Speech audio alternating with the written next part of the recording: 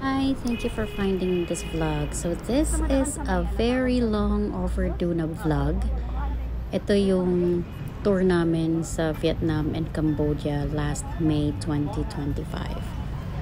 So, kwento ko sa inyo kung ano nangyari. Gabi kami umalis from Philippines going to Vietnam. And then nagstay kami ng one night dito sa hotel sa Vietnam. And then kinabukasan, from the hotel, pabiyahe kami papuntang bus na maghahatid ka sa amin sa Cambodia, sa Phnom Penh. Now, the issue here is that hindi namin alam kung saan yung bus, sakayan ng bus. Naghanap pa kami. Ang hirap maghanap ng mapagtatanungan kasi hirap sila mag-English. Tapos hindi rin namin alam yung language nila. So, ang ginawa namin is Google Translate, ganyan, and then hanap-hanap na lang sa Google Maps. So ayan kami, lahat may bit-bit ng maleta, and sobrang init na ito kasi summer, this was summer, that was last May, so parang mas mainit dito sa Ho Chi Minh kaysa sa Manila. So sobrang init, alas 7 pa lang or alas 8 nito. Tapos, eto may nakita kaming bus na maghahatid sa amin papuntang sakayan ng... Hi guys! This is the bus papuntang sakayan ng bus papuntang Cambodia. So, ayan. So, dyan na kami. Hi nga pala sa mga nakasama ko. By the way, joiner lang ako sa tour na to.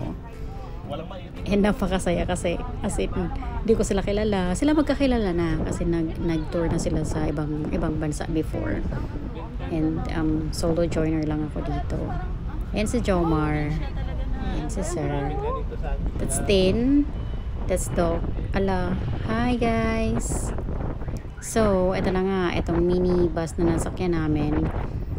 Dadalhin kami doon sa isang bus papuntang Cambodia. And that bus, I forgot how much it cost. Pero parang ano lang. May bayad din kami kasi sila na rin mag-aasikaso ng visa namin. So the travel from Vietnam to Cambodia is 6 hours. Gawin na nating 7 hours kasi yung isang oras sa immigration. So dito yung sakayan ng bus papuntang Cambodia. So ayan na, bibigyan kayo ng ganitong form na fill outan nyo. Ayun si Miss Mary, siya yung organizer ng tour na to. Hi Miss Mary, mga kasama ko. So sa bus na to, may mga kasama kami mga foreigners. Ay si Angge kasama. Hi Angge. Tabi ko, ayan. So, this is our tour guide. If you go through 4 provinces, Forgot her name. Vietnam is Tây Ninh province. Sobrang tagal na kasi ng vlog na to, ngayon ko lang naisipan i-edit. Prevang and Kandal province. Our trip will take 2 stops for lunchtime and restroom break. We take about 2.5 hours from here. We will reach at Vietnam border. After Vietnam border, we will stop for lunch. And we would like to wish you all a very safe and pleasant trip. Yep, and then after that, siguro nag-stop over kami for lunch. And then immigration. Siyempre, bawal mag-ano sa immigration. 5 p.m. kami nakarating ng Cambodia. Ayan, sa Phnom Penh. Yeah, sa capital city ng Cambodia. Ayan, picture Wait lang, kami saglit sali ako. Pwede pa kuha, ma? Yeah. Tas, lakad-lakad. Exploring the city.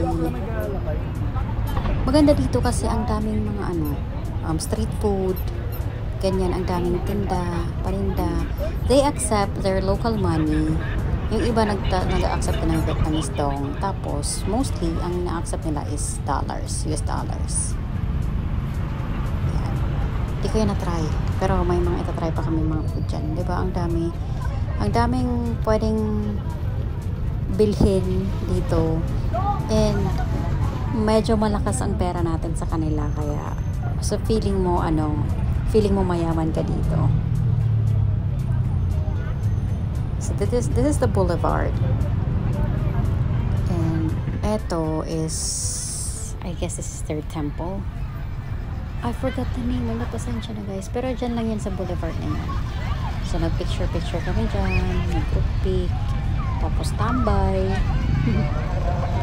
habang in-explore yung city. Tapos, ang init din dito sa Cambodia. So, parang mas mainit siya sa Vietnam at mas mainit sa Pilipinas. Mas mainit sila sa Pilipinas. So, yun, yung ginawa namin is tambay and then naghanap ng mawithdrawhan kasi wala kaming pera nila. And then, after that, nag-lunch, nag-dinner. And then, after the dinner, ikot-ikot ulit kami sa boulevard para mag-street food nila. Kasi kakaiba because of this. Ito yung mga ipis. Ito yung mga yan, si Angge. Willing to model how to eat these insects. Ayan. Edible siya, guys. I think I tried one. Pero parang hindi ko siya nagustuhan. Ayan yung mga uod, ipis. Ayan si Sir Ray. Hi, Sir Ray. Ayan, nag-demo din siya. Dami din yung binili.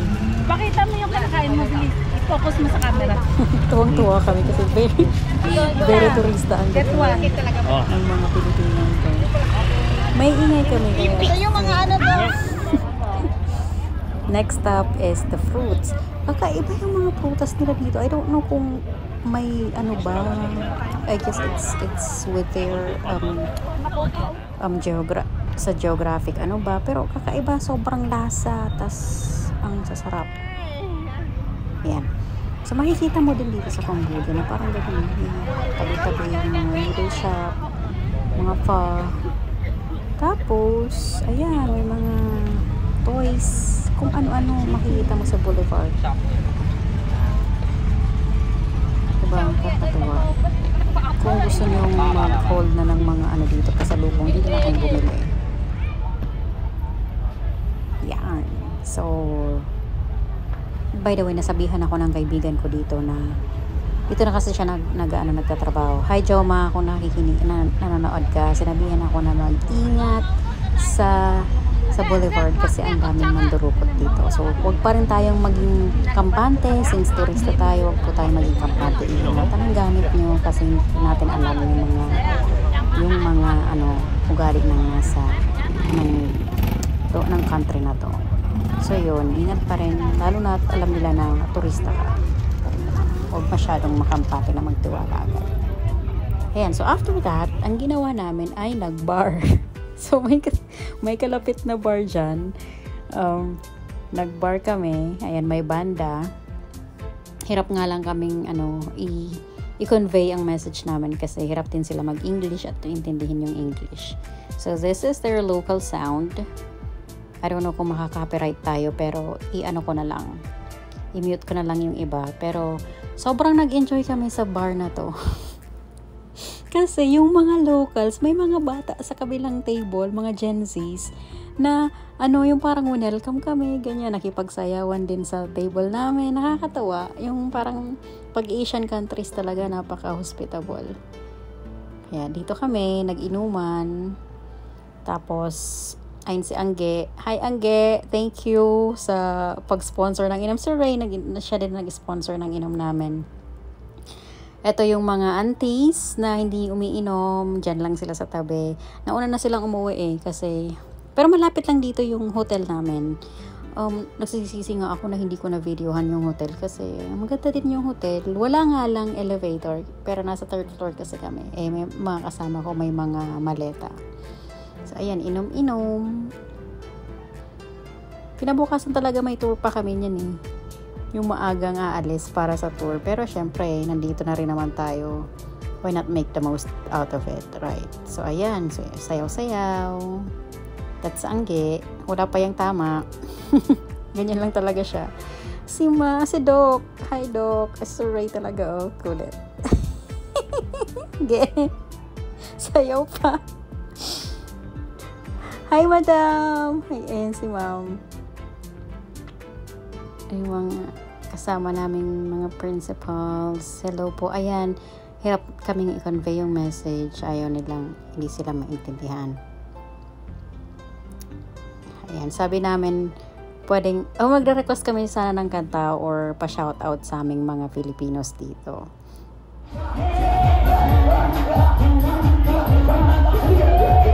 Maganda din na maging joiner ka. Tapos yung mga kasama mo hindi kilala kasi nakakatuwa, imbis na kasama mga friends mo, you're with a bunch of strangers. Tapos makikilala mo sila, makikilala mo rin sarili mo. Kasi it's not just about them parang yung mo ba, yung self-awareness mo mas nagiging matindi. So yeah, nagstay kami dito siguro mga hanggang 11:30, mga pa 12, ayan ako. Mga pa 12. Tapos nasa kabilang table kasi merong birthday. Ayan siya ayan yung sinasabi ko sa inyo na may lumapit sa aming taga-kabilang table. Tinuruan pa siyang sumayaw. Yung mga kasama ko. Yan. Diba? Tapos may lumapit din sa aming taga-kabilang table na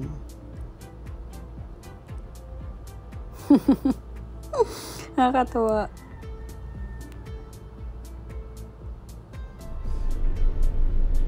And kinabukasan, tour na namin. So ang tour namin is saglit lang kasi may nahabol kaming bus pa uwing Vietnam. So ang first stop namin is this palengke, yung bibilhan ng mga pasalubong namin. So from Cambodia na pasalubong. Dito mga gold yan mga jewelries, gold, ayun. Advice ko sa inyo guys, kapag pupunta kayo dito, be very wise with your money at saka bilangin yung maigi yung pera nyo kasi hindi naman sinisiraan ko sila kasi maraming nambubudol dito and kukunin nila yung pera mong hawak sa inyo at sila magbibilang sa harap nyo, pero may pambubudol pa rin kaya be very wise. Wag nyong hahayaang sila maghawak ng pera nyo. Tapos bantayan nyo pa rin yung gamit nyo. Kasi hindi pa rin tayo sure. Kasi dito, sige na, kwento ko. Si Doc, bumili siya ng pasalubong. Tapos, yung parang, yung parang nabudol siya kasi hiningan pa siya ng pera. Sapat na nga yung binigay niya. Tapos parang hiningan pa siya. So, ayun, I don't know kung anong nangyari, pero yun, nabudol kami. So, yung part dito is mga jewelries. Pwede kayong bumili dyan. Pero sa mga sides niyan, merong mga damit, pagkain. Eto, dito kami bumili ng mga kape. Yan. Tapos dito, mayroon ditong bilihan ng buko. Yung ibang tindera dito, may nabili ka na, Bi? Magtagalog. Kaya nakakatuwa. Eto, may mga keychain dyan, damit, ref magnet, ganun.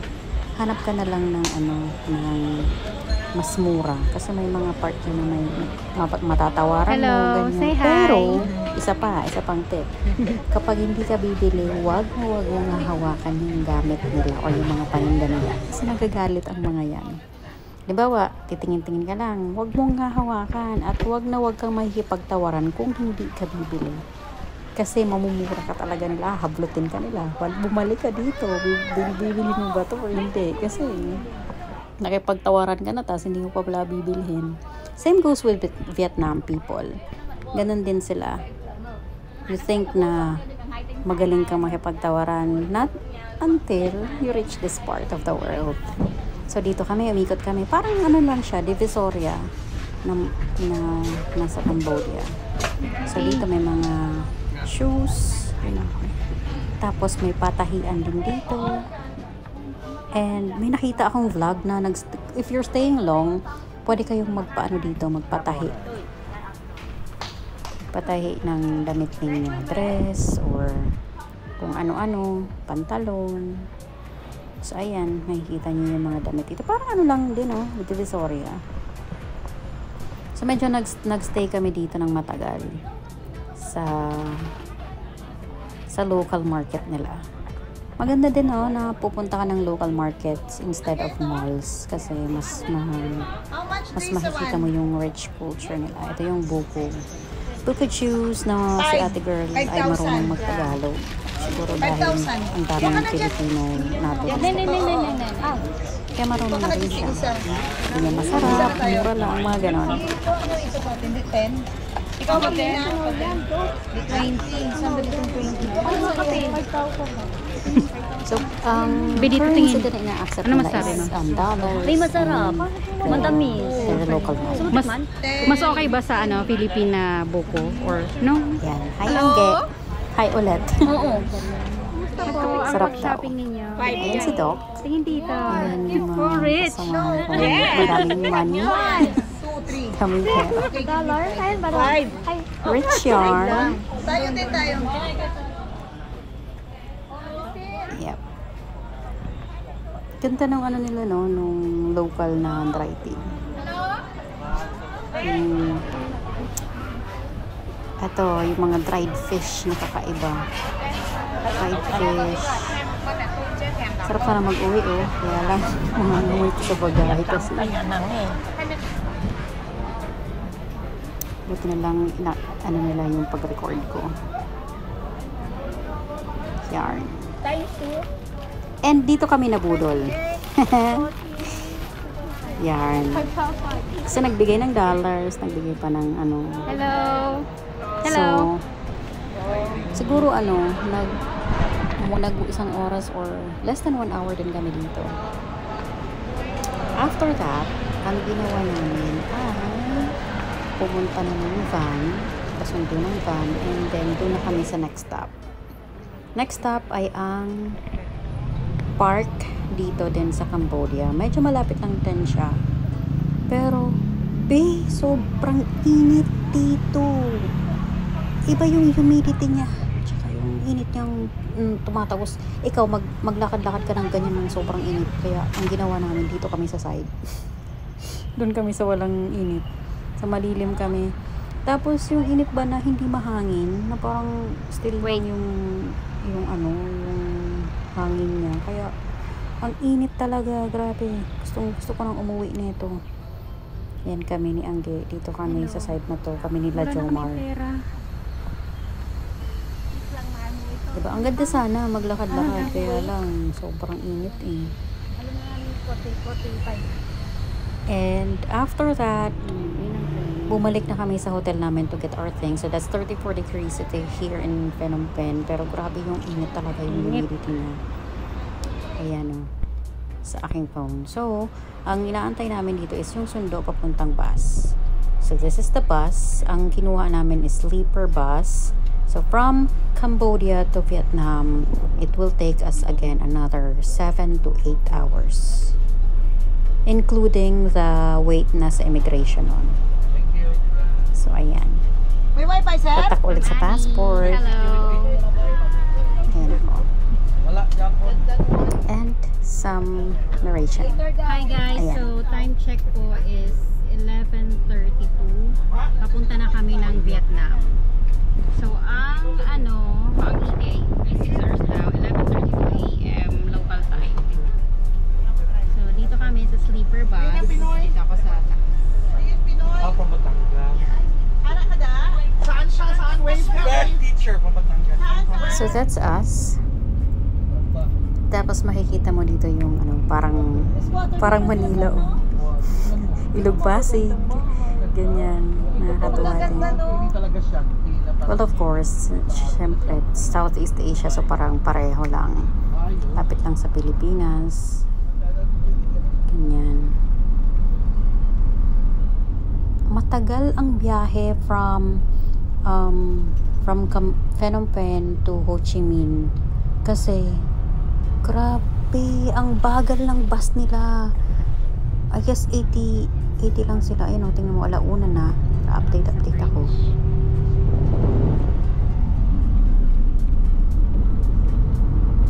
Mabagal yung yung takbo ng bus. Tapos, siguro yung nakaset lang sa kanila is 80 per 80 lang ang takbo ng mga bus dito. Kasi nung papunta din namin, sobrang tagal din eh. Parang maiinip ka na lang sa biyahe. Yung ganon. Siguro maganda dito kung mag-rent kayo ng sasakyan, no? From Ho Chi Minh going to Phnom Penh. Medyo mabilis pa yung takbo niya. So this is the Mekong River. Ito na yung river na madadaanan mo this connects this river runs from Cambodia going to Vietnam. Tapos itong bridge na to, sobrang ganda ng bridge na to eh. Hindi ko nga lang na videohan yung ano niya, yung buong kabuuan niya kasi nandito ako sa ano.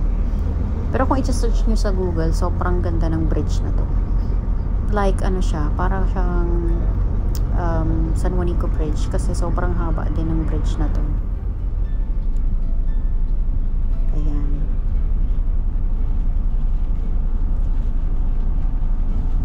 So, Cambodia pa rin to.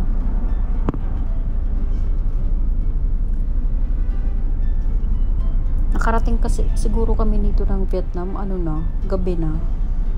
Kasi sobrang tagal ng biyahe. Ayan. So, kwento ko yung nangyari sa immigration. Kasi yung sa immigration, tatanungin ka kung bakit ka pupunta o saan ka pupunta, and then the reason, and then kailan balik. Tapos, ang sabi ko, joiner po ako sa tour. Huwag ka lang magsisinungaling sa immigration at sabihin mo lang yung totoo na hindi mo kilala yung mga kasama mo. Yung parang maalalaman nila yan eh. By the way, 6:41. I mean, 4:41 na. Ayan na. Dito na kami sa Vietnam. Border na yan. So yun, ang sinabi ko sa immigration, joiner po ako. Tapos, ito po yung alis namin. Ito po din yung balik namin. So yun. And then after that, kailan ang balik?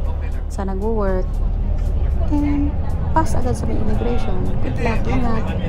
Yun. Basta wag lang kayong kabahan if ever na first time ay magsabi ng totoo. So yun na nga, gabi na kami na nakarating ng Vietnam, ng Ho Chi Minh. And since malayo yung babaan ng bus, ay sa babaan namin sa hotel, nilakad na lang namin. Ang nakakatuwa nito kasi lahat sila may dalang maleta, nakakaawa. Ako lang nakabackpack. Kami dalawa ata ni Joma nakabackpack lang dito. So kung pupunta man kayo sa malayong lugar, ay highly suggest na kung maraming lakad, travel light. Pwede namang mag-ulit ng outfit eh. Travel light ng guys. Parang hindi kayo kakalipat ng hotel o pagkagalit na maglalakad kayo papuntang next destination. And dito kami sa nag-dinner dito. Sarap ng pagkain dito. Wait, it's on the again. So, parati star ng aking vlog. Ang ganda, ang sarap dito. Kasi alam mo ba, kinabukasan since another night, next night pa kami dito. Dito ulit kami nag-dinner. Kasi sobrang sarap ng pagkain nila. So, that's our food. This is where we have our dinner. Tapos katabi lang neto, next street is our hindi ko naman pero ayan. So that's our vlog. I mean, that's my first and second day dito. So Vietnam, Cambodia, Vietnam. So mag-upload pa ako next time. Bye guys. Thank you for watching.